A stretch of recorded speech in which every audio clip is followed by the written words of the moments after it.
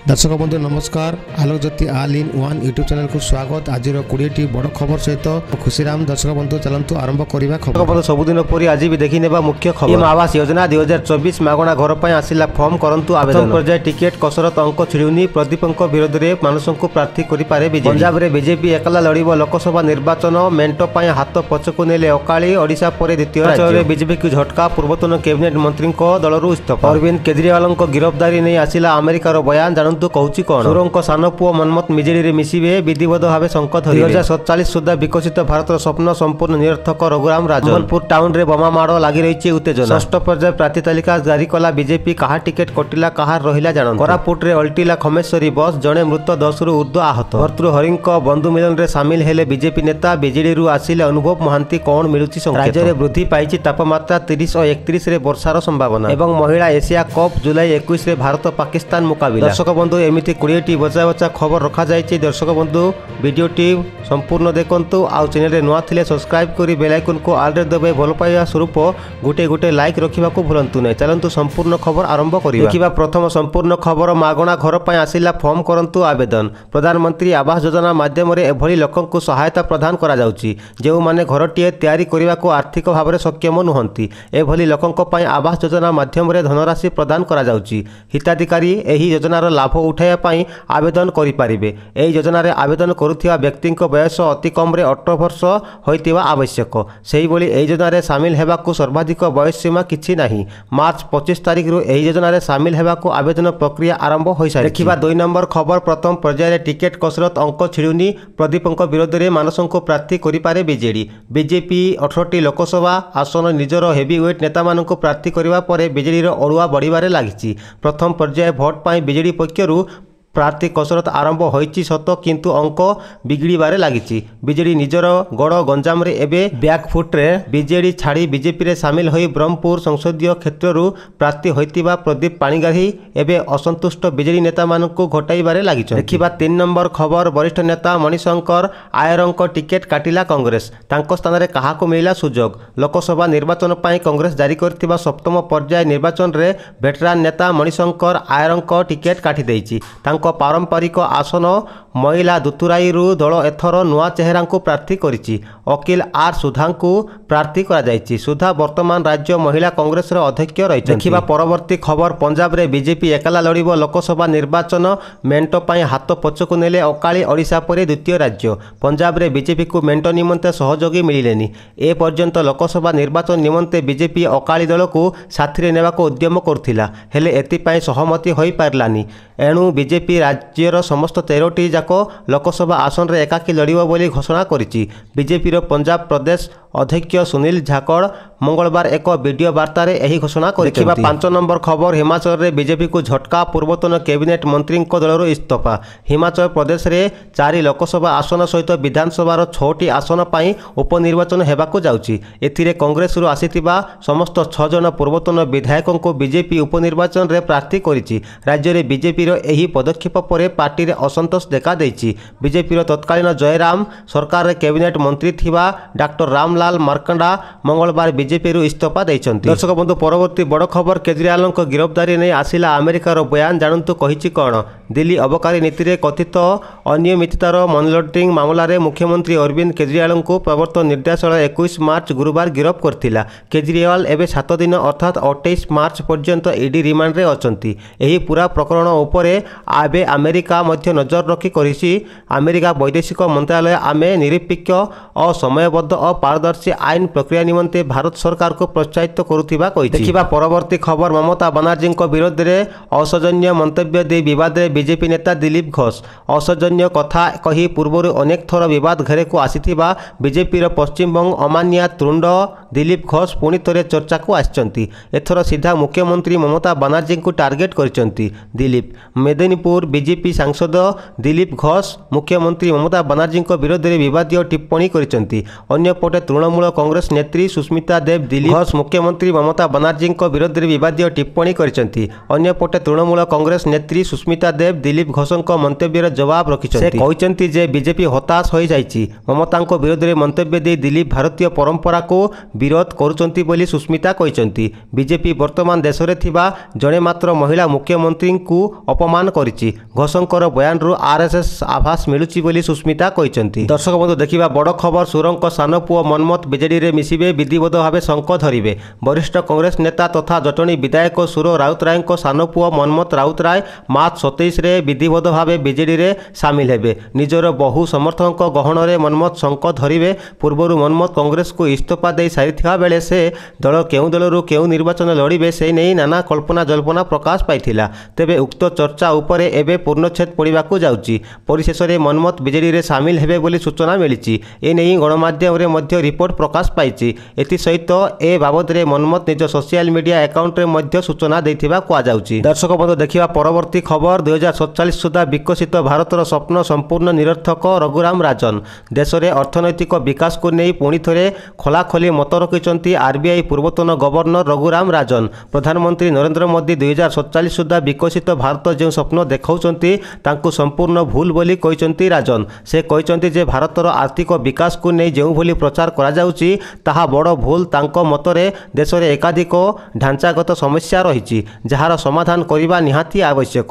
ଆଉ ବର୍ତ୍ତମାନ ସମୟରେ ଦେଶର ସବୁଠାରୁ ବଡ଼ ସମସ୍ୟା ହେଲା ଶିକ୍ଷା ଓ ଦେଶରେ କର୍ମଚାରୀମାନଙ୍କର ଦକ୍ଷତା ବିକାଶର ସୁଧାର ଆଣିବା ବୋଲି ସେ ରାଜନ କହିଛନ୍ତି। ବ୍ଲମବର୍ଗ ସହ ଆଲୋଚନା କଲାବେଳେ ଶ୍ରୀ ରାଜନ କହିଛନ୍ତି ଯେ 2047 ସୁଦ୍ଧା ଭାରତ ଏକ ବିକଶିତ ଦେଶ ହୋଇପାରିବ ନାହିଁ, କାରଣ ଯଦି ଅନେକ ପିଲା ଉଚ୍ଚ ବିଦ୍ୟାଳୟ ପର୍ଯ୍ୟନ୍ତ ଶିକ୍ଷା ପାଇପାରୁନାହାନ୍ତି ଏବଂ ଡ୍ରପ୍ ଆଉଟ୍ ହାର ଅଧିକ ରହୁଛି। ଏପରି ପରିସ୍ଥିତିରେ ତେବେ କିଭଳି ଲକ୍ଷ୍ୟ ହାସଲ କରିବା କଥା କହିବା ସମ୍ପୂର୍ଣ୍ଣ ଭାବରେ ନିରର୍ଥକ ବୋଲି ଆର୍ବିଆଇର ପୂର୍ବତନ ଗଭର୍ଣ୍ଣର କହିଛନ୍ତି। ଦେଖିବା ପରବର୍ତ୍ତୀ ଖବର। ସମ୍ବଲପୁର ଟାଉନରେ ବୋମାମାଡ଼ ଉତ୍ତେଜନା। ପୁଣି ଅଶାନ୍ତ ହେଲା ସମ୍ବଲପୁର ଟାଉନ। ଗତକାଲି ସନ୍ଧ୍ୟାବେଳେ ଟାଉନର ପୀରବାବା ଛକରେ ବୋମାମାଡ଼ ହୋଇଛି। ଏଥିରେ କେହି ମୃତାହତ ହୋଇନଥିଲେ ମଧ୍ୟ 2 ଜଣ ଗୁରୁତର ଆହତ ହୋଇଛନ୍ତି। ଘଟଣାସ୍ଥଳରେ ଉତ୍ତେଜନା ପ୍ରକାଶ ପାଇଛି। ଗତକାଲି ସନ୍ଧ୍ୟା ବେଳେ ପୀରବାବା ଛକ ନିକଟସ୍ଥ ରାସ୍ତା ପାର୍ଶ୍ୱରେ ଏକ ବୁଲେଟ୍ ଛିଡ଼ା ହୋଇଥିଲା। ଠିକ୍ ସେହି ସମୟରେ ଫ୍ଲାଏଓଭର ବ୍ରିଜ ଉପରୁ ବୁଲେଟ୍ ଉପରକୁ ବୋମା ମାଡ଼ ହୋଇଥିଲା। ବୋମା ମାଡ଼ରେ ଗାଡ଼ିର ପଛ ସିଟ୍ ପୁରା ନଷ୍ଟ ହୋଇଯାଇଥିବା ବେଳେ 2 ଜଣ ଗୁରୁତର ଆହତ ହୋଇଛନ୍ତି। ଆହତଙ୍କୁ ମେଡିକାଲରେ ଭର୍ତ୍ତି କରାଯାଇଛି। ଏହି ଘଟଣା ପ୍ରକାଶ ପାଇବା ପରେ ସେଠାରେ ଉତ୍ତେଜନା ପ୍ରକାଶ ପାଇଛି। ବୋମା ଫିଙ୍ଗିଥିବା ଅଭିଯୁକ୍ତଙ୍କ ବିରୋଧରେ ଦୃଢ଼ କାର୍ଯ୍ୟାନୁଷ୍ଠାନ ଗ୍ରହଣ କରିବାକୁ ଦାବି କରିଛନ୍ତି ଉତ୍ତ୍ୟକ୍ତ ଲୋକ। ଦେଖିବା ପରବର୍ତ୍ତୀ ଖବର। ଷଷ୍ଠ ପର୍ଯ୍ୟାୟରେ ପ୍ରାର୍ଥୀ ତାଲିକା ଜାରି କଲା ବିଜେପି। କାହା ଟିକେଟ କଟିଲା, କାହାର ରହିଲା ଜାଣନ୍ତୁ। ଲୋକସଭା ନିର୍ବାଚନ ପାଇଁ ମଙ୍ଗଳବାର ମାର୍ଚ୍ଚ 26 ବିଜେପି ଷଷ୍ଠ ପର୍ଯ୍ୟାୟ ପ୍ରାର୍ଥୀ ତାଲିକା ଜାରି କରିଛି। ଏହି ପ୍ରାର୍ଥୀ ତାଲିକାରେ ବିଜେପିର 3 ଜଣ ପ୍ରାର୍ଥୀଙ୍କ ନାଁ ଘୋଷଣା କରିଛି। ବିଜେପି ପ୍ରାର୍ଥୀ ତାଲିକାରେ କୌରେଲି ଧଲପୁରରୁ ଇନ୍ଦୁ ଦେବୀ ଜାଟବଙ୍କୁ ପ୍ରାର୍ଥୀ କରାଯାଇଛି। ଦୌସାରୁ କହ୍ନୈୟାଲାଲ ମୀଣାଙ୍କୁ ବିଜେପି ଟିକେଟ ଦେଇଛି। ଦେଖିବା ପରବର୍ତ୍ତୀ ଖବର। କୋରାପୁଟରେ ଓଲଟିଲା ଖମେଶ୍ୱରୀ ବସ୍, ଜଣେ ମୃତ, 10ରୁ ଉର୍ଦ୍ଧ୍ୱ ଆହତ। ରାୟଗଡ଼ା ଜାତୀୟ ରାଜପଥ ପଡ଼ାଗଡ଼ ନିକଟରେ ଓଲଟିଲା ଯାତ୍ରୀବାହୀ ଖମେଶ୍ୱରୀ ବସ୍। ମାଲକାନଗିରି ଠାରୁ ବ୍ରହ୍ମପୁର ଯାଉଥିବା ଖମେଶ୍ୱରୀ ବସ୍ ପଡ଼ାଗଡ଼ ନିକଟରେ ଭାରସାମ୍ୟ ହରାଇ ଓଲଟି ପଡ଼ିଛି। ଦୁର୍ଘଟଣାରେ ଜଣଙ୍କ ମୃତ୍ୟୁ ଘଟିଥିବା ବେଳେ 10ରୁ ଉର୍ଦ୍ଧ୍ୱ ଆହତ ହୋଇଛନ୍ତି। ସମସ୍ତଙ୍କୁ ପଡ଼ାଗଡ଼ ଡାକ୍ତରଖାନାକୁ ସ୍ଥାନାନ୍ତର କରାଯାଇଛି। ଦେଖିବା ପରବର୍ତ୍ତୀ ଖବର। ଭର୍ତ୍ତୃହରିଙ୍କ ବନ୍ଧୁ ମିଳନରେ ସାମିଲ ହେଲେ ବିଜେପି ନେତା। ବିଜେଡିରୁ ଆସିଲେ ଅନୁଭବ ମହାନ୍ତି। କ'ଣ ମିଳୁଛି ସଂକେତ? ପ୍ରେମ ଓ ଭାଇଚାରାର ପର୍ବ ହୋଲି। ଗାଁରୁ ସହର ସବୁଠି ଉତ୍ସବର ମହଲ। ଭେଦଭାବକୁ ଭୁଲି ସମସ୍ତେ ପାଳୁଛନ୍ତି ରଙ୍ଗର ପର୍ବ। ତେବେ ଏହି ବନ୍ଧୁତ୍ୱର ପର୍ବକୁ କେମିତି ଭୁଲି ଯାଇଥାନ୍ତେ ରାଜନେତା? ନିର୍ବାଚନ ପାଖେଇ ଆସୁଥିବା ବେଳେ ରାଜନୀତି ସରଗରମ ହୋଇଛି। ଆଉ ଏତିକି ବେଳେ ରାଜନୀତିର ରଙ୍ଗକୁ ଆହୁରି ଗାଢ଼ କରିବାକୁ ଆୟୋଜିତ ହୋଇଛି ମିଳନର କାର୍ଯ୍ୟକ୍ରମ। ସେହିଭଳି ଏହି କାର୍ଯ୍ୟକ୍ରମରେ କେବଳ ଏକମାତ୍ର ବିଜେଡି ନେତା ଭାବେ କେନ୍ଦ୍ରାପଡ଼ା ସାଂସଦ ଅନୁଭବ ମହାନ୍ତି ହିଁ ସାମିଲ ହୋଇଥିଲେ। ଏହା ବ୍ୟକ୍ତିଗତ ସମ୍ପର୍କ ପାଇଁ ନିମନ୍ତ୍ରଣ ରକ୍ଷା କରି ଆସିଛି। ଦଳର ଇସ୍ତଫା ଓ ବିଜେପିର ମିଶିବା ନେଇ କୌଣସି ଆଲୋଚନା ହୋଇନାହିଁ କିମ୍ବା ଏହା ଉପରେ ଚର୍ଚ୍ଚା ନ କରାଯିବା ଠିକ୍ ବୋଲି କହିଛନ୍ତି ଅନୁଭବ। ପରବର୍ତ୍ତୀ ବଡ଼ ଖବର। ରାହୁଲ ଗାନ୍ଧୀଙ୍କ ଘନିଷ୍ଠ ରବନୀତ ବିଟ୍ଟୁ ବିଜେପିରେ ସାମିଲ। ନିର୍ବାଚନ ପୂର୍ବରୁ କଂଗ୍ରେସକୁ ବଡ଼ ଝଟକା। ଲୋକସଭା ନିର୍ବାଚନ ପୂର୍ବରୁ କଂଗ୍ରେସକୁ ପୁଣି ଥରେ ବଡ଼ ଝଟକା ଲାଗିଛି। ସୁଧିଆନାରୁ କଂଗ୍ରେସ ସାଂସଦ ରବନୀତ ବିଟ୍ଟୁ ମଙ୍ଗଳବାର ବିଜେପିରେ ସାମିଲ ହୋଇଛନ୍ତି। ନୂଆଦିଲ୍ଲୀ ବିଜେପି କାର୍ଯ୍ୟାଳୟରେ ପାର୍ଟିର ପ୍ରାଥମିକତା ସଦସ୍ୟତା ଗ୍ରହଣ କରିଛନ୍ତି। ରବନୀତ ବିଟ୍ଟୁ ପଞ୍ଜାବ କଂଗ୍ରେସର ଜଣେ ଟାଣୁଆ ନେତାଙ୍କୁ ରାହୁଲ ଗାନ୍ଧୀ ସମର୍ଥକ ଏବଂ ଘନିଷ୍ଠ ବନ୍ଧୁ କୁହାଯାଉଥିଲା। ମଙ୍ଗଳବାର ରବନୀତ ବିଟ୍ଟୁ ବିଜେପିରେ ସାମିଲ ହେବା ନିର୍ବାଚନ ପୂର୍ବକୁ କଂଗ୍ରେସକୁ ବଡ଼ ଝଟକା ଲାଗିଛି। ପଞ୍ଜାବରେ ପୂର୍ବରୁ ହିଁ India alliance Aam Aadmi party ସହ ମେଣ୍ଟ ପାଇଁ ସିଟ୍ ସେୟାରିଂ ନେଇ ମତଭେଦ ରହିଛି। ଆମ୍ ଆଦମୀ ପାର୍ଟି କିଛି ଦିନ ତଳେ ଘୋଷଣା କରିଥିଲା ଯେ ପଞ୍ଜାବର ସମସ୍ତ ଲୋକସଭା ଆସନରେ ଆସନରେ ଏକାକୀ ନିର୍ବାଚନ ଲଢ଼ିବ। ଏବେ ପଞ୍ଜାବରେ ବିଟୁଙ୍କ ହାତ ଛାଡ଼ିବା ପରେ କଂଗ୍ରେସ ପାଇଁ ଏକ ବଡ଼ ସଙ୍କଟ ସୃଷ୍ଟି ହୋଇପାରେ। ଦେଖିବା ପରବର୍ତ୍ତୀ ଖବର, କୋଟିଆରେ ମତଦାନ ପାଇଁ ପୋଲିଂ ବୁଥ୍ କରିବ ଆନ୍ଧ୍ର। ସୂଚନା ଦେଲେ ଆନ୍ଧ୍ର ପାର୍ବତୀପୁରମ୍ ଜିଲ୍ଲାପାଳ। ଆସନ୍ତା ମେ 12 ତାରିଖରେ ଉଭୟ ଆନ୍ଧ୍ର ଓ ଓଡ଼ିଶାରେ ଗୋଟିଏ ଦିନରେ ସାଧାରଣ ନିର୍ବାଚନ ହେବାକୁ ଯାଉଥିବା ବେଳେ ବିବାଦୀୟ କୋଟିଆ ଅଞ୍ଚଳରେ କିପରି ନିର୍ବାଚନ ହେବ ସେ ନେଇ ପାର୍ବତୀପୁରମ୍ ମାନ୍ୟମ ଜିଲ୍ଲାପାଳ ନିଶାନ୍ତ କୁମାର ଏକ ଗୁରୁତ୍ୱପୂର୍ଣ୍ଣ ସାମ୍ବାଦିକ ସମ୍ମିଳନୀ କରିଥିଲେ। ସୀମାନ୍ତ ଅଞ୍ଚଳରେ ସୁରକ୍ଷା ଓ ଶାନ୍ତି ଶୃଙ୍ଖଳା ସହ ନିର୍ବାଚନ ହେବା ଲାଗି ଏହି ସମ୍ମିଳନୀରେ କହିଥିବା ବେଳେ ବିବାଦୀୟ କୋଟିଆ ଅଞ୍ଚଳର ନିର୍ବାଚନ ସମ୍ପର୍କରେ କହିଥିଲେ। ଉଭୟ ରାଜ୍ୟରେ ପୋଲିଂ ବୁଥ୍ ଗୁଡ଼ିକର ଆୟୋଜନ କରାଯିବ ବୋଲି ସେ କହିଛନ୍ତି। କୋରାପୁଟ ଜିଲ୍ଲାପାଳଙ୍କ ସହ ମଧ୍ୟ ସେ ଏନେଇ ଆଲୋଚନା କରିଥିବା କହିଛନ୍ତି। ଏବେ ଦେଖିବା ହୋଲି ଖେଳ ସାରି ଗାଧୋଇବା ବେଳେ 8 ଜଣଙ୍କ ପାଣିରେ ବୁଡ଼ି ମୃତ୍ୟୁ, ଜଣେ ନିଖୋଜ। ହୋଲିରେ ଅଘଟଣ, ବିଭିନ୍ନ ସ୍ଥାନରୁ ଆସିଛି ଅଘଟଣର ଖବର। ଅନେକଙ୍କ ପାଇଁ କାଳ ହୋଇଛି ହୋଲି। କଟକ ଜିଲ୍ଲା ସାଲେପୁରରେ ହୋଲି ଖେଳ ସାରି ଗାଧୋଇବା ବେଳେ ଜଣେ ଯୁକ୍ତ 2 ଛାତ୍ରଙ୍କ ଜୀବନ ଯାଇଛି। ଗୋଡ଼ ଖସିଯିବାରୁ ପୋଖରୀରେ ବୁଡ଼ି ଯାଇଥିଲେ 17 ବର୍ଷୀୟ ଆଶିଷ କୁମାର ଦାସ। ସେହିପରି ନିଶ୍ଚିତ କୋଇଲି ଲୁଣ ନଦୀରେ ଗାଧୋଇବା ବେଳେ ବୁଡ଼ିଯାଇ ଜଣେ ଯୁବକ ମୃତ୍ୟୁ ହୋଇଛି। ବାରଙ୍ଗ ପଞ୍ଚୁଆଲ ପୁରୀ ମୁଖ୍ୟ କେନାଲରେ ଗାଧୋଇବା ବେଳେ ଭାସିଯାଇ ଜଣେ ନାବାଳକର ମୃତ୍ୟୁ ହୋଇଛି। ମୃତକ ନବମ ଶ୍ରେଣୀ ଛାତ୍ର ରାଜେଶ ସେଠୀ। 3 ଘଣ୍ଟା ପରେ ମିଳିଛି ତାଙ୍କ ମୃତଦେହ। ଦେଖିବା ବଡ଼ ଖବର, ଦର୍ଶକ ବନ୍ଧୁ, ବ୍ୟାପିଲା ବାର୍ଡ ଫ୍ଲୁ, ନେଲା ପ୍ରଥମ ଜୀବନ। ପୁଣି ଥରେ ଡରେଇବା ଆରମ୍ଭ କରିଛି ଅଭିଯାନ ଇନଫ୍ଲୁଏଞ୍ଜା ବା ବାର୍ଡ ଫ୍ଲୁ। ଭିଏନ୍ ନାମରେ ବର୍ଡ ଫ୍ଲୁ କାୟା ମେଳାଇବା ସହ ଜଣେ 21 ବର୍ଷୀୟ ଛାତ୍ର ଜଣଙ୍କ ଜୀବନ ନେଇଛି। ବାର୍ଡ ଫ୍ଲୁ ଯୋଗୁଁ ଜଣେ ଛାତ୍ରଙ୍କ ମୃତ୍ୟୁ ହୋଇଥିବା ଖବରକୁ ଭିଏତନାମ ସ୍ୱାସ୍ଥ୍ୟ ମନ୍ତ୍ରଣାଳୟ ନିଶ୍ଚିତ କରିଛି।